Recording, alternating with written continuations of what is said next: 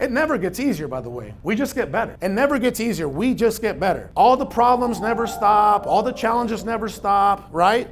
All the headaches never stop as business owners. We get better consciously, but who's taking care of the subconscious part? And we are coming by to check to make sure your seatbelts are fastened, your seat back and tray tables are in their full upright box position, and all those carrying items completely stowed into the seat in front of you, leaving the area ready to be clear. Relax and enjoy your 1 hour and 6-minute flight into Burbank. Welcome aboard.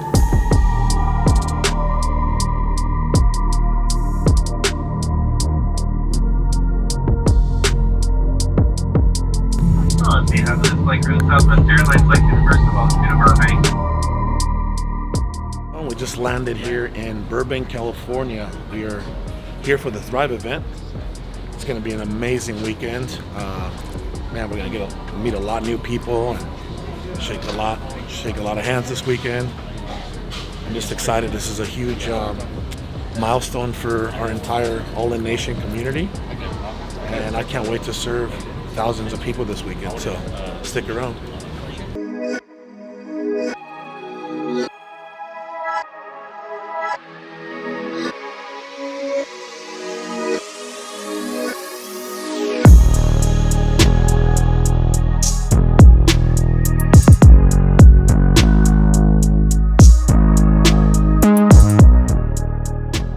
I love you.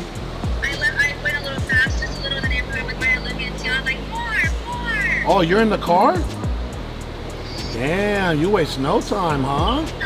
Yup, dad's away, mama plays in the car. Let me see the babies. Hi, Here you go. Michaela, big head. Hi, baby. I love you. Hi. Siana. Sinana. I love you, baby. All right, babe. I love you guys. Just checking in. All right, love you. Bye. Bless you. Bless you.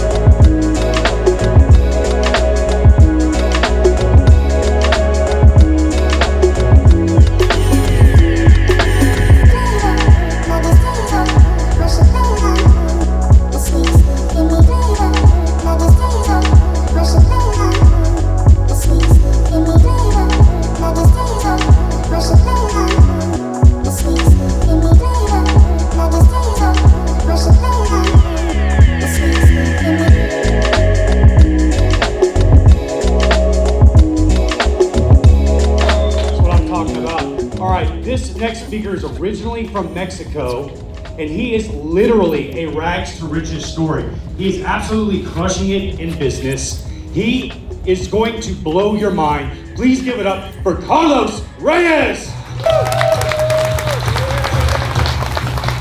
Thank you, thank you, thank you, thank you. Thank you so much. First thing I want to say is, man, I'm very grateful and I'm appreciative of Cole, Sonia, Dan Fleischman, and my brother, mentor, friend, Cody Sperber, for giving me the opportunity to serve my purpose today. So thank you so much for that. You know, thank you so much. And I also want to thank everybody who made it out here. I know it's not easy. I know that you guys had to hop through a lot of hoops. And for everybody out there in the, oh, look, my personal development coach is there. How you doing, Tanya Silva? Wow, there's a lot of familiar faces out there. So let me get a little wave, the Cole Hatter wave, if you guys are ready for day 2 of Thrive. So the fact that you're here, that says a lot about you guys. That says so much about you guys. So the first thing I want to say is I want you guys to give yourselves a round of applause for committing to be here today, for taking the weekend, and putting in that work that, you know, what it's going to take for you guys to be successful. So thank you guys for that. And, you know, I want to start off by saying this. Everybody thinks of success. This is something that came to me a couple days ago, and I really feel that I needed to talk about this subject. When you think of success, you think of money in the bank, right? Having your dream car in the driveway, having that beautiful estate, correct? Driving maybe on a private plane. I don't know. I don't know. Everybody's version of success is different. But I want you guys to be well-rounded, successful entrepreneurs. There was a question earlier by a young lady. She says, hey, I've been going really hard, but man, my self-care is it's in the gutter right now. I don't feel like I'm taking care of myself. Well, the first thing I want to tell you is welcome to the party, right?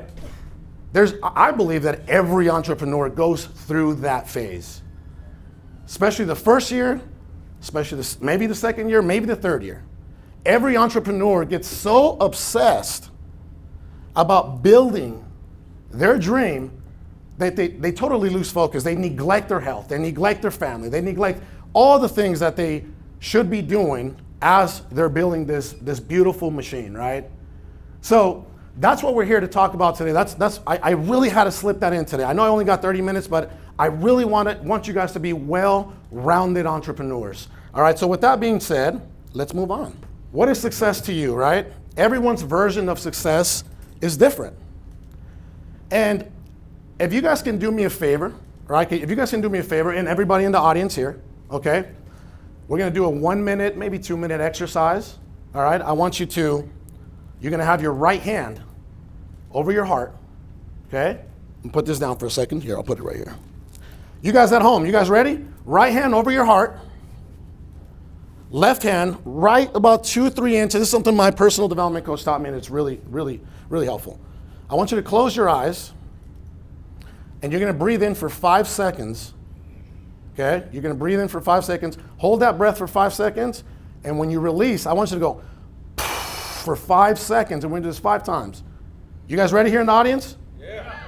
Okay, I want you guys to be present today. It's day 2, let's go. I don't want you to miss anything. You guys ready over there? Okay, ready? So, ready, set, go.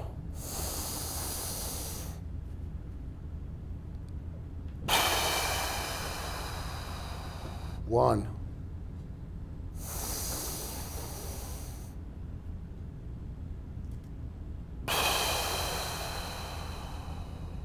2, 3,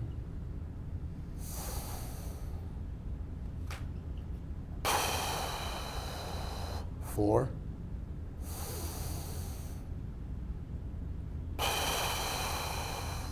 5. Don't open your eyes. Don't open your eyes. I want to ask you a few questions. Don't open your eyes, all right? Don't open your eyes. I want you to be present. And I want to ask you a few questions. For those of you at home and those of you in the audience, I want you to imagine the ideal person of your dreams.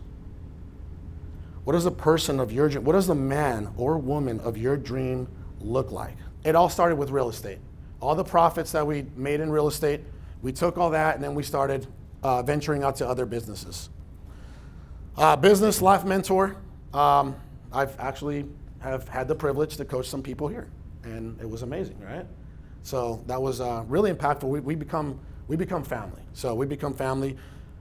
And you know what's crazy is, now that this is my first time, by the way. This is the first time I ever experienced Thrive, you know, on a social level out there and then on the stage level as a speaker. But man, this is really a standard. This is the example of what a community should look like, right? Family oriented. With that being said, I just want to say this. Right here, what you have in front of you right now, that's the 3 p.m. version of me. That's the 3 p.m. version of me, right? I'm in a suit. I got nice veneers on. Mexico, we don't have the best dentistry, so, all right? It's cheap, but it's not that good. All right, so that's me, 3 p.m. version. Well, the 3 a.m. version of myself is right there. That's my grandfather. That's my grandmother. That's the kind of house we lived in, as you can see. Boarded up, you know, a couple pieces of wood there. Laminate roofing. When it would rain, we can hear every drop. Our house in Mexico was the size of, literally, right here, the size of this stage. And on one side, My brother, myself, we slept here. My mother slept on one side, and then my grandfather and my grandma, rest in peace, they slept on the other side. No plumbing. The way that we would shower was my grandmother would warm up the water, and she would bring that water and dump it into a bucket. And out of that bucket, we had a little bucket, and we showered. That's what my childhood was like, right? The diet was, I know this is very stereotypical, but the diet was beans and tortillas. Beans, tortillas, and when we got lucky, eggs and some seafood. We actually go get the seafood from the sea. I don't know if you guys, I got some Hispanic people in here, right? Guaymas, Sonora. You guys ever heard of Guaymas? Guaymas, that's where I was raised. I was born at Hermosillo, but I was raised in Guaymas. So we have about 5 beaches, and me and my brother would go every Sunday, go get the shrimp and go get the octopus. I did all that as a kid. Stabbed the octopus, back away, lets out a tip, put it in the net, black net, take it home. That was my childhood. Amazing childhood, and they did the best that they could. Well, my mother was, seeking a better opportunity for me and my brother. She's like, my sons are not going to make it in this poverty. My sons are not going to make it here. I got to do something. I got to make a sacrifice. And she came to Escondido, California, which is in San Diego County. She illegally crossed. Then she started working the fields, and she got amnesty, right? She was granted amnesty. She got her paperwork, her permanent residence through amnesty. And once she got amnesty, she got her paperwork. She said, okay, I'm going to save enough money to bring my sons over. And imagine being a 5-year-old kid and your mom unintentionally abandons you, right? Unintentionally. By the way, back then there was no social media. This is like mid-90s. No social media. I mean, the only time we would ever talk to her, if we went to the neighbor's house and she made a phone call, I'm going to call you at 5 p.m. on Friday, right? That's the only way that we would talk to our mother. So that happened for about 1.5 years, no mom. And she finally raised up enough cash to bring me and my brother over. And the first time we came over was through a small border town called San Isidro, Sonora. It's by TJ, San Isidro. So she has my brother on one hand, and she has me on the other, and we're going through a sewer system. We get caught the first time, get kicked out, then we wait 2 days and go back in, right? So we go back in, we make it. We come to Escondido, California, we're like, man, the land of milk and honey. The land of milk and honey. I'm seeing grass. We had dirt. We had dirt floors, dirt streets, right? So the land of milk and honey. We're like, we made it. Our lives are going to change. They're going to be better. We get to California. We only last about 1.5 years. It's way too expensive. I live in Phoenix, by the way. I think it's about 1/4 of the expenses out there, right, compared to here. So California was extremely expensive. So imagine when we failed financially. My mom was a single mom. And when we failed financially, you can only imagine how defeated we were on the drive back to Mexico. It took all that time, all those sacrifices to get over to the United States. And now we're going back. We failed. I attended 4th grade, 5th grade in America, back to Mexico. We go back to Mexico, my mom says, hey, that's not the end. We're going to do this again, but we're going to do it right. I learned from what just happened, right? I said, okay, all right, Mom. At this point, I'm 9 or 10 years old. I'm like, Mom, what do you want me to do? Well, go get a job. Help me save up enough cash to, for me to make my way over here again to Phoenix, Arizona. I go back. I start bagging groceries at a retail store called La Ley. And, I got my little hat on, my little apron. I'm bagging groceries. I go outside. I ask for a tip. I save up enough cash. My mom's working at the resort called San Carlos, cleaning the rooms, and she saves up enough cash. We send her over here in a Greyhound, and now she's like, I'm gonna bring you one at a time, right? Now it's not me and my brother. It's just, Carlos, you're coming first. So I get to Nogales, Sonora, and she's like, hey, I want you to listen to this man. This man was a coyote, by the way. I don't know if you guys know what a coyote is. He's the guy that gets you over to the States, right? Carlos, you're coming first. I said, okay, what do you want me to do? I'm like 10 years old, and she's like, I want you to listen to this man. If he tells you to crawl, you crawl. If he tells you to duck, you duck. If he tells you to jump, you jump. Do whatever you got to do. Whatever he tells you to do, you do. I'm going to be on the other side waiting for you. So he pays this guy $25. That was my mom's investment in me coming to America the second time. $25. So I follow this guy. You know, I'm a little kid. I'm 10 years old. And he's like, hey, duck. All right, here's the lights. All right, get up. Run, run, run. All right, get through this hole. Get through the hole. I meet my mother at McDonald's in Nogales. She brings me up to Phoenix. And, you know, here I am. I'm here. Right? I've arrived. Then she starts working on my paperwork. It's a very expensive and a very extensive process. We couldn't even afford it. It took us forever. I get my work permit first, probably like a decade later. Then a year later, after I get my work permit, I get a permanent residency. And then after my permanent residency, 5 years later, I get my citizenship. I become a citizen of the greatest country on God's green earth. Right?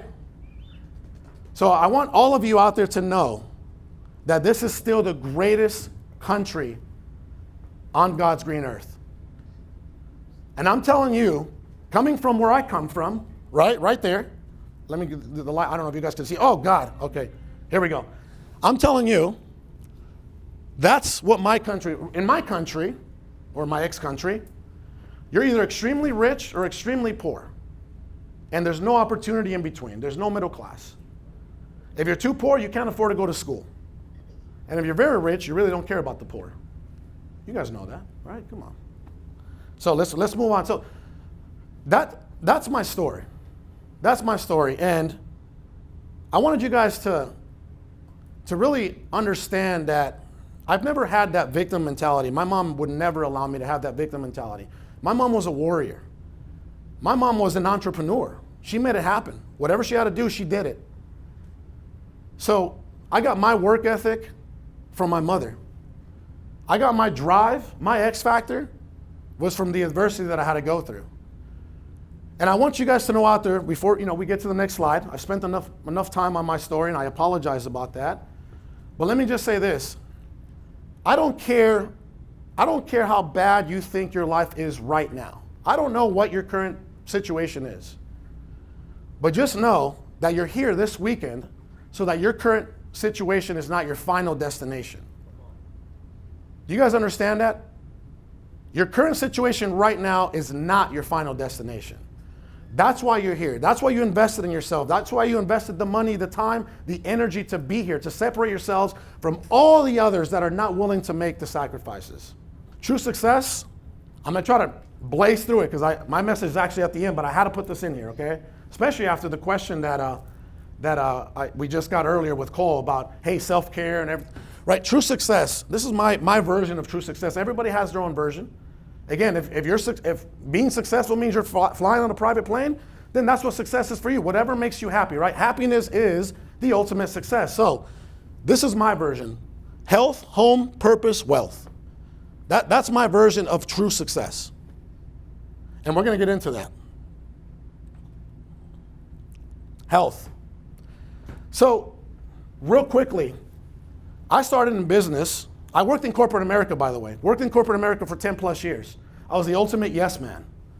Anything that they needed me for, I was there. Hey, we need you to fly out to Seattle, Texas. I'm there. Christmas time, Thanksgiving, I'm there. I didn't know how to say no, right? So anybody out there right now that is still in a corporate job, do this. Here, raise your hand. Anybody still working a job? Nothing wrong with that. I did it for 10 plus years. Good. What about at home? Wave. Okay, we got a few people waving at home. You still at a job? Nothing wrong with that, by the way. I love the fact that you're here because I know you want more for yourself, just like I did.